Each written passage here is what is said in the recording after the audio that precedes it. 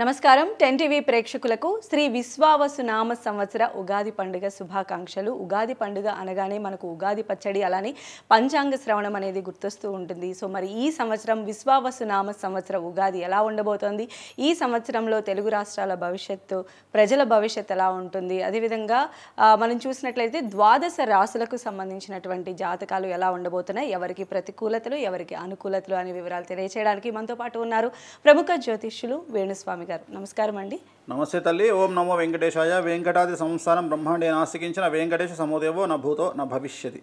ముందుగా మీకు ఉగాది పండుగ శుభాకాంక్షలు వేణుస్వామి. ప్రేక్షకులందరికీ కూడా శ్రీ విశ్వావసునామ సంవత్సర శుభాకాంక్షలతో శ్రీ వెంకటేశ్వర స్వామి అనుగ్రహం వల్ల ఈ సంవత్సరం అంతా సకల శుభాలు కలకాలని కోరుకుంటూ వేణుస్వామి గారు, క్రోధినామ సంవత్సరం ఎలా గడిచిందో మనం చూసాం. మరి ఇప్పుడు వచ్చినటువంటి ఈ విశ్వావసునామ సంవత్సరం అసలు ఈ పేరుకున్నటువంటి విశిష్టత ఏంటి, ఈ సంవత్సరం అసలు ఎలా ఉండబోతుంది? సో జనరల్గా క్రోధినామ సంవత్సరమైన, విలంబినామ సంవత్సరమైన, రాక్షసనామ సంవత్సరమైన, విశ్వావసునామ సంవత్సరమైన సంవత్సరాలకు పేర్లకు వాటికి ఫలితాలకు సంబంధం ఉండదు.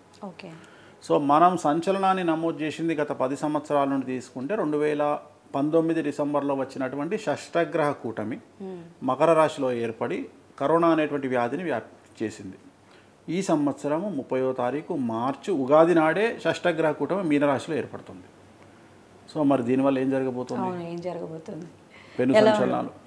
పెను సంచలనాలు. రెండవది, ఈ సంవత్సరం అధిపతి రవి. రవి అంటే సూర్యుడు.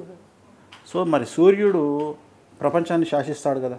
సూర్యుడు లేకపోతే జీవితం లేదు మనకు. అలాంటి సూర్యుడు ఏమేం చేస్తాడు? సూర్యుడు పేరు ప్రఖ్యాతులను ఇస్తాడు, ఫస్ట్ థింగ్. రెండవది, రాజకీయానికి అసలు రాజ్యానికి, రాజ్యాధికారానికి, రాజకీయానికి సూర్యుడు అధిపతి. అలాగే హార్ట్కు, లివర్కు, కళ్ళకు, చర్మానికి సూర్యుడు అధిపతి.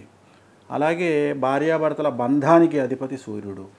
సో మరి ఈయన ఎఫెక్ట్ అవుతాడు కదా.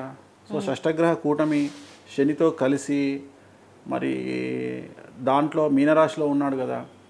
సో 3 గ్రహాలు మినహా ఇంచుమించుగా మనకు 9 గ్రహాలు. కుజుడు, గురువు, కేతువు వదిలేస్తే మిగిలినటువంటి గ్రహాలన్నీ కూడా మనకు మీనరాశిలో బంధింపబడి ఉన్నాయి ఈ విశ్వావసునామ సంవత్సరంలో. సో ఏమవుతాయి అంటే, ముందుగా చెప్పుకోవాల్సింది రాజ్యాలకు సంబంధించి, రాష్ట్రాలకు సంబంధించి, దేశాలకు సంబంధించి వీటి మధ్య యుద్ధ వాతావరణం ఏర్పడుతోంది.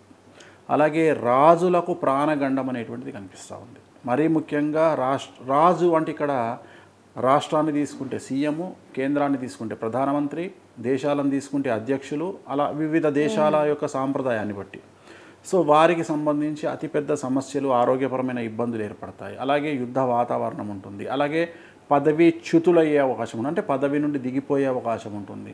అసలు ఈయన ఇంకా తిరుగులేదు, కంటిన్యూగా ఉంటాడు, ఈ ముఖ్యమంత్రి, ఈ ప్రధానమంత్రి లేదా ఈ అధ్యక్షుడు అనుకున్న సందర్భంలో ఆ దేశం నుండి కానీ, ఆ రాష్ట్రం నుండి కానీ ఆ ముఖ్యమంత్రి దిగిపోవడము, పదవి కోల్పోవడం అనేది సంభవిస్తుంది. సో ఇది రాజకీయాలకు సంబంధించి.